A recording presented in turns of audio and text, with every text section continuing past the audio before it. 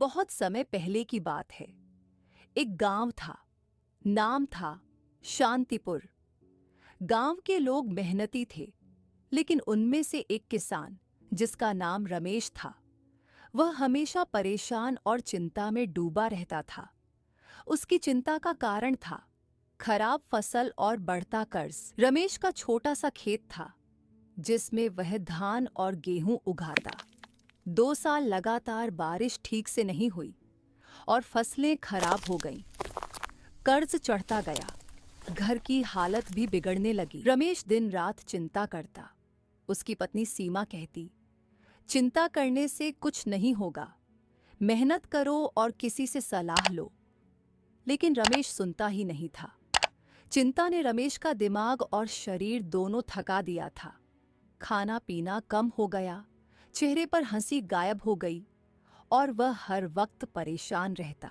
गांव के लोग उसे समझाते, रमेश चिंता से कुछ नहीं मिलेगा, काम कर, हल ढूंढ। रमेश कहता, अरे भाई, हल कैसे ढूंढूं? जब फसल ही नहीं होगी तो घर कैसे चलेगा? एक दिन गांव में एक साधु महाराज आए। उन्होंने गांव के चौपाल पर बैठकर सबको समझाना शुरू किया। उन्होंने कहा, चिंता ऐसा जहर है जो इंसान को अंदर से खा जाता है। चिंता करने के बजाय हल निकालो। जिंदगी में मुश्किलें हर किसी के हिस्से में आती हैं, लेकिन उनसे लड़ना ही असली जीत है। रमेश ने पहले ध्यान नहीं दिया, लेकिन गांव वालों के कहने पर वह भी वहां गया। साधु महाराज ने रमेश को एक छोटी कहानी सुनाई। उन्होंने कहा, एक किसान के पास 2 घड़े थे। एक घड़ा टूटा हुआ था और दूसरा ठीक।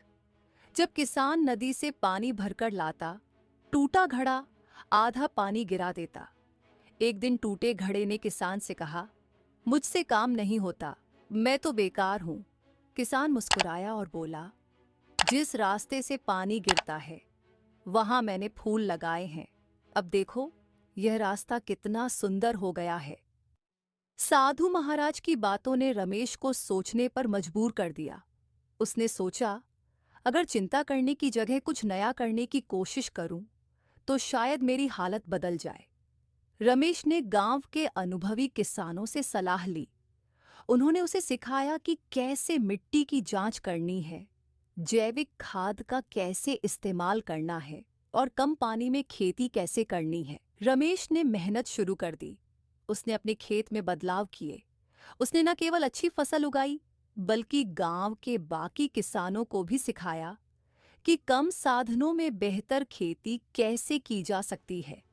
कुछ ही महीनों में रमेश की फसल हरी भरी हो गई। उसने कर्ज चुकाया और अपने घर की हालत सुधारी। अब वह मुस्कुराने लगा था और सबसे बड़ी बात, उसने चिंता करना छोड़ दिया था। गांव के लोग अब रमेश से प्रेरणा लेने लगे। सबने समझ लिया कि चिंता करने से कुछ हासिल नहीं होता, समाधान पर ध्यान देना ही असली रास्ता है। दोस्तों, मोरल ऑफ स्टोरी ये है कि चिंता से कोई रास्ता नहीं निकलता। समाधान मेहनत और सही सोच में होता है। बस आपको वो देखना आना चाहिए